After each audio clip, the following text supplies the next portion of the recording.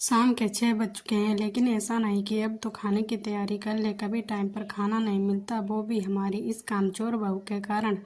जमुना जी का तेज स्वर पूरे घर में गूंज गया। लिविंग रूम में बैठी वो बार बार घड़ी की ओर देखती और फिर उसी रटे रटाए वाक्य को दोहराती, मानो घड़ी की सुइयों को भी गुस्सा आ जाए। राजीव जी, उनके पति, उस समय अखबार पढ़ रहे थे। उन्होंने अखबार नीचे रखा और थोड़ा झल्लाते हुए बोले, अरे चुप भी करो भगवान, कब से चिल्ला रही हो? गीता तो सुबह से काम में लगी हुई है, एक पल चैन से नहीं बैठी। हाँ, और मैं तो जैसे ऐश कर रही हूँ, जब से सुबह उठी हूँ। नाश्ता, झाड़ू पोछा, पूजा पाठ, कपड़े सब मैंने ही तो देखे हैं। अगर मैं ना बोलूँ तो ये घर चलता ही नहीं। यमुना जी ने आंखें तरेरी।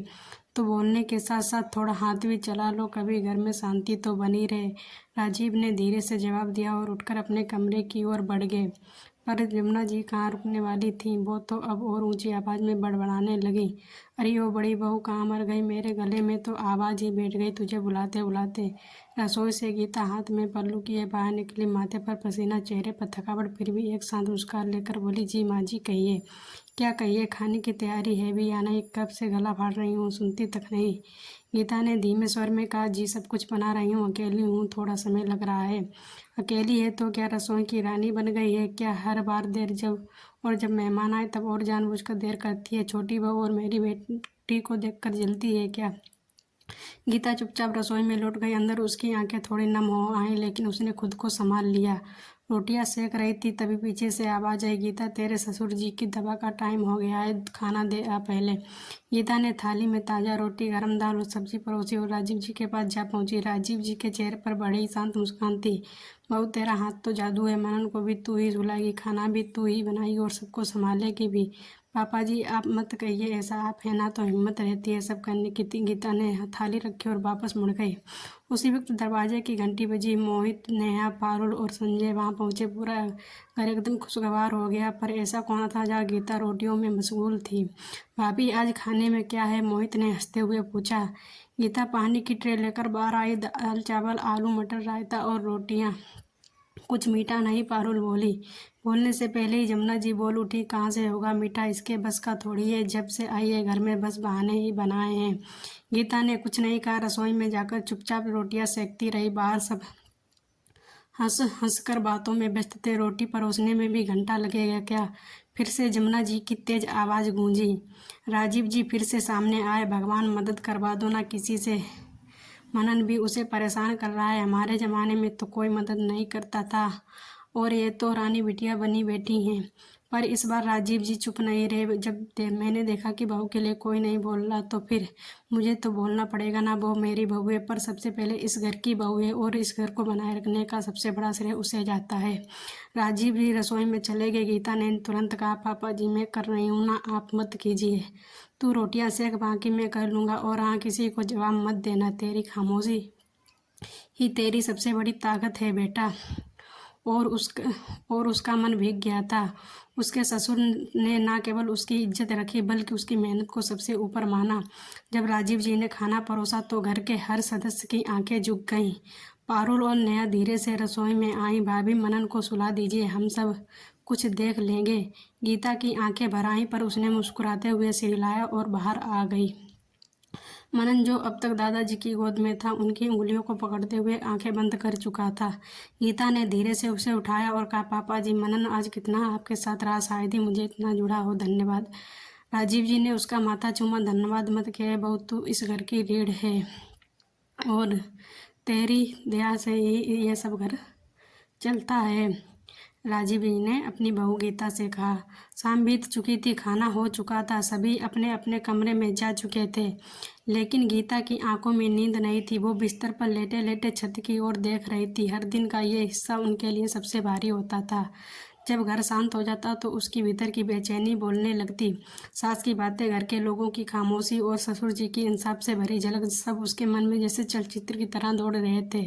धीरे धीरे उसे याद आने लगा वो समय जब वो इस घर में दुल्हन बनकर आई थी।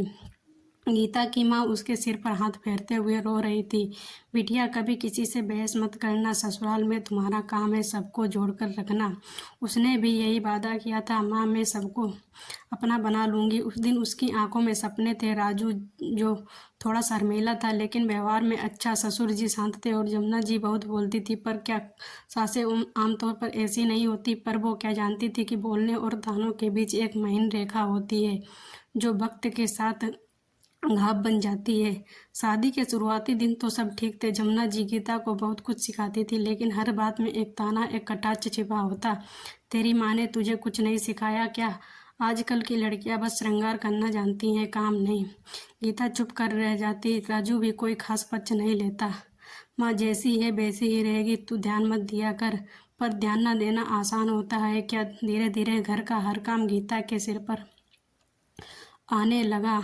और जब मनन हुआ तो गीता को लगा कि शायद सास का व्यवहार बदलेगा, शायद अब्बा उसे बेटी मानेगी। पर नहीं, जमुना जी ने पूरी ममता मनन पर उड़ेल दी और ताने पहले से भी तीखे हो गए। बच्चा संभालना तो सीखा ही नहीं तुझे। अगर मैं ना होती तो अब तक तो बीमार हो गया होता। गीता ने कहा भी नहीं लेकिन उसके भीतर एक घुटन बसती गई। नेहा और मोहित बाहर नौकरी करते थे। पारुल की शादी भी एक बड़े घर में हुई थी। जब वो लोग घर आते तो पूरा घर चमक उठता। गीता दिन रात तैयारी करती लेकिन उसकी तारीफ जमुना जी को मिलती। देखो ना कितनी समझदार है मेरी छोटी बहू, और बेटी कुछ कहो तो तुरंत कर देती है, बड़ी वाली तो बस बहाना बनाती है। गीता सब सुनती थी और चुपचाप नमकीन बनाती रही, टिफिन पैक करती रही ताकि सब जाते वक्त घर का स्वाद भी साथ ले जाएं। राजीव जी सब देखते थे पर कभी किसी के सामने नहीं बोले, लेकिन जब मनन के साथ खेलते हुए गीता को देखकर मुस्कुराते थे तो गीता को एक सुकून मिलता था। धीरे धीरे दोनों में एक मौन समझ बनी। राजीव जी जानते थे ये बहू घर की नींव है, पर ये तो सिर्फ खुद जानते थे, लेकिन उन्होंने कहा किसी से भी नहीं। शादी के 3 साल बाद एक रात गीता बहुत बीमार हो गई थी। तेज बुखार था, शरीर कांप रहा था। पर जमुना जी ने कहा काम छोड़ दिया तो बीमारी आ गई है, इसे नखरे कर रही है। उस दिन अगर राजीव जी रात भर उसके पास ना होते तो शायद कुछ अनर्थ हो जाता। राजीव जी ने डॉक्टर बुलवाया, दवा दी और खुद खिचड़ी बनाकर अपनी बहू गीता को खिलाई। सुबह जमुना जी ने देखा गीता की आंखें डबडबाई हुई थी लेकिन उसने कुछ कहा नहीं। राजीव जी बोले, कभी अपनी बेटी होती तो क्या यूं ही कहती? जमुना जी चुप रही पर बदली नहीं। और गीता को आज बहुत कुछ याद आया। उसे लगा शायद अब कुछ बदल गया है। शाम को जब सास रसोई में आई और बोली, मनन को सुला दे, मैं रोटी सेकती हूँ, तो वो आवाज़ आज थोड़ी अलग लगी। लेकिन गीता जानती थी ये स्थायी बदलाव नहीं है, बस एक अस्थायी पछतावा है। पर एक बात जरूर बदली थी कि आज पहली बार किसी ने सबके सामने उसकी मेहनत की कद्र की थी, और वो कोई और नहीं, उसके ससुर जी थे। और जो चुपचाप काम करता है उसकी आवाज़ कभी कभी किसी और के जरिए सुनाई देती है। गीता अब सो रही थी पर उसके चेहरे पर आज एक शांति थी और सुकून था चेहरे पर। रात गहराती जा रही थी, बाहर हल्की हवा चल रही थी और गीता की आंखों में आज कुछ अलग था। सामान्यतः हर दिन की तरह थककर बस सो जाती थी लेकिन आज उसका मन कहीं और था। वो कमरे की खिड़की से बाहर देख रही थी और उसके भीतर बहुत कुछ चल रहा था। आज पहली बार किसी ने उसके लिए आवाज़ उठाई थी, कोई और नहीं, ससुर जी। उसके सामने उसका पक्ष लिया, सबके सामने, ना झिझक कर ना डर कर, बस सच्चाई से अपनी बहू गीता का पक्ष लिया था। अगली सुबह का टाइम था और सुबह सुबह रसोई से चाय की हल्की खुशबू आ रही थी। गीता रोज की तरह चाय बना रही थी पर आज चेहरे पर थोड़ी चमक थी। इतने में पीछे से आवाज़ आई, बहू मेरे लिए भी बना दे एक कप, आज जरा मीठी हो। गीता ने पीछे मुड़कर देखा, राजीव जी खड़े थे। उन्होंने मुस्कुराते हुए कहा, कल रात तू सोई नहीं थी है ना? गीता ने नज़रें झुका ली। जी हाँ, सोच रही थी बस। आज के ज़माने में जब लोग रिश्तों को तोलते हैं तो तू निभा रही है, वो भी बिना शिकायत के। राजीव जी की आंखों में गर्व था। पापा जी, मुझे कभी बोलने की ज़रूरत ही नहीं पड़ी, आप जो हर बात समझ जाते हैं।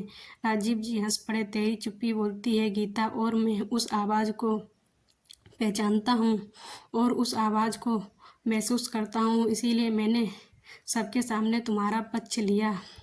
भावुक मोड़ वो बहू जो सबके लिए चुप रहती है, किसी दिन किसी एक की आंख में आंसू बनकर उतर ही जाती है।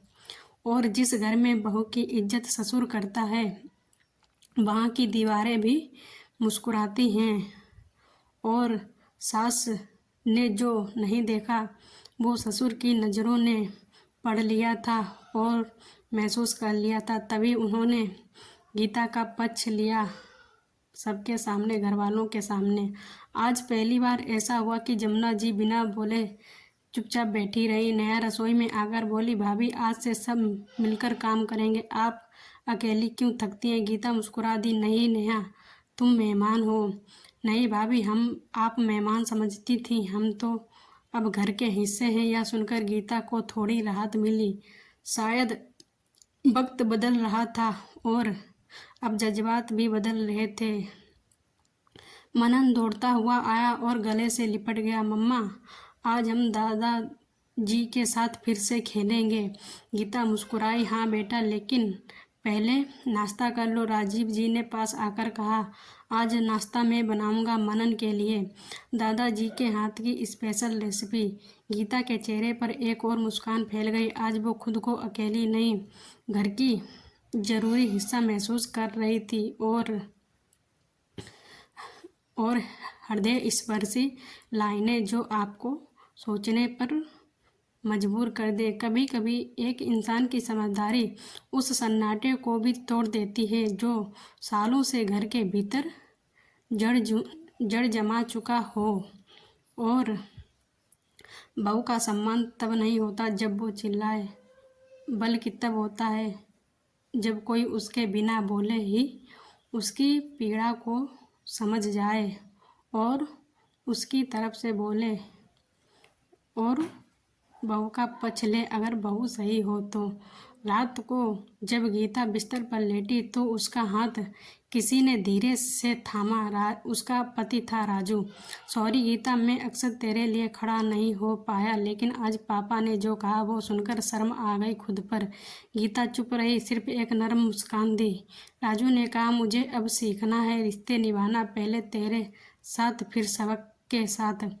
गीता ने धीरे से कहा, कभी कभी कोई और जब हमारा हाथ थाम लेता है तो हम फिर से खुद को थाम पाते हैं। राजू और गीता दोनों ही मुस्कुराने लगे।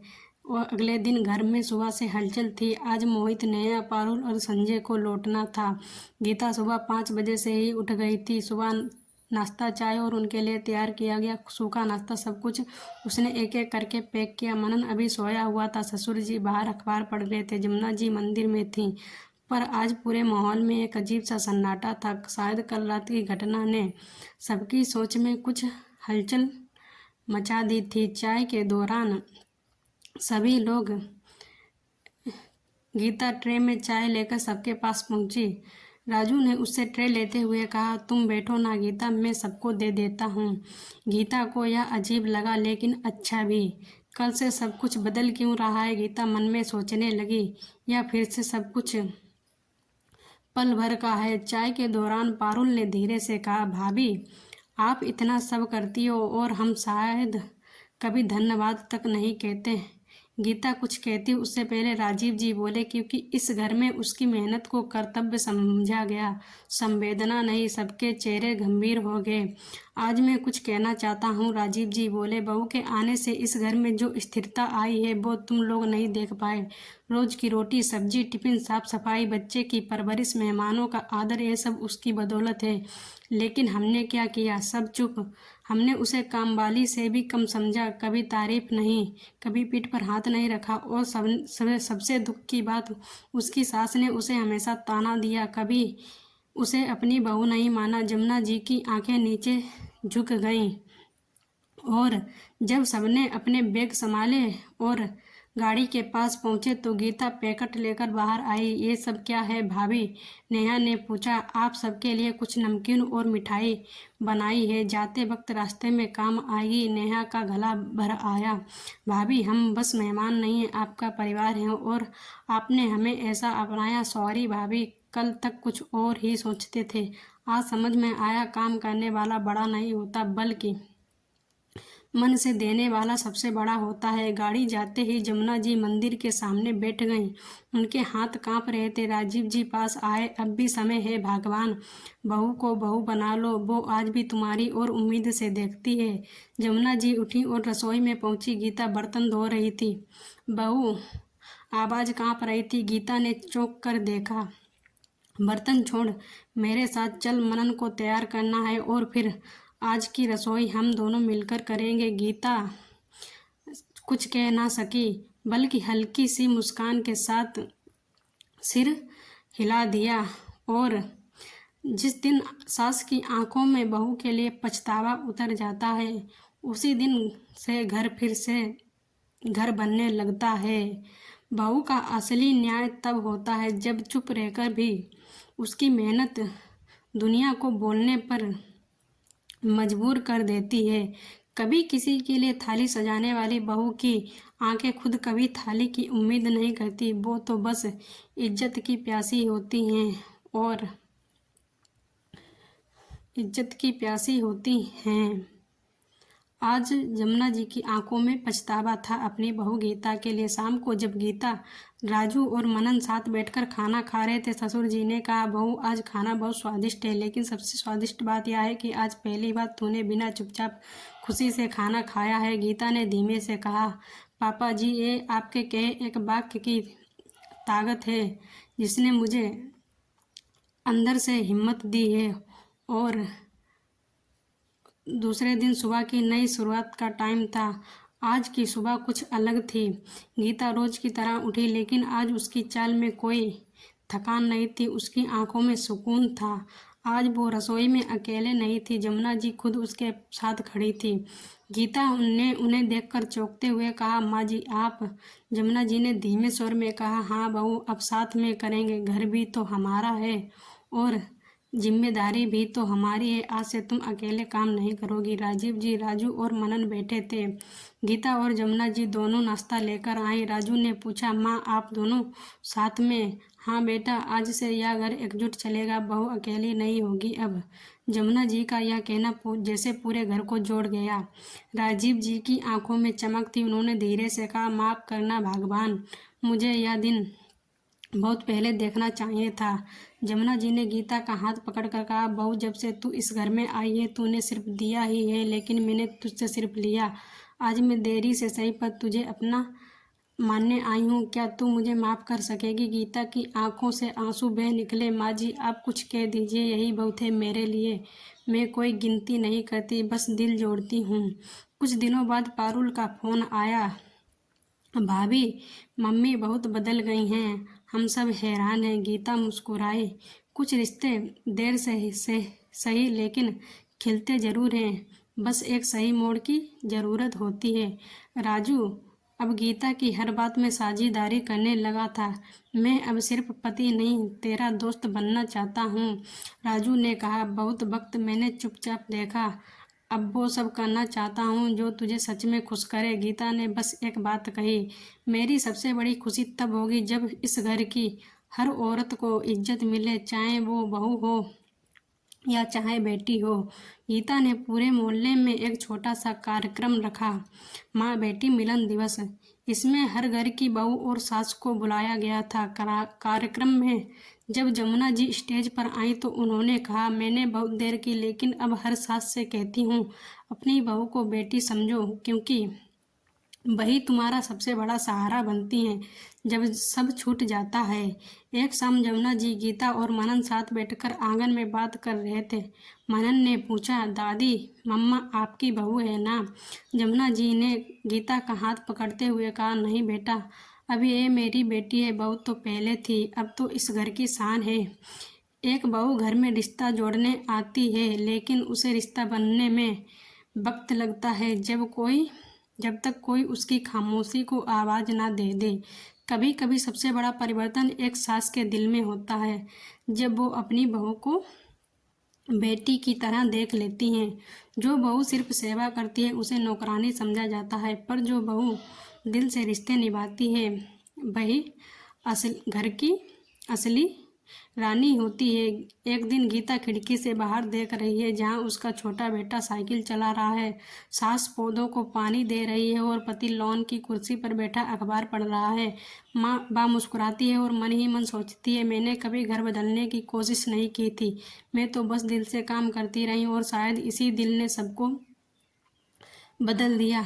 कुछ विचारणीय बातें जिन पर आपको अवश्य विचार करना चाहिए। क्या कभी कभी सबसे बड़ी लड़ाइयाँ बिना शब्दों के ही लड़ी जाती हैं और जीत भी खामोशी से ही मिलती है।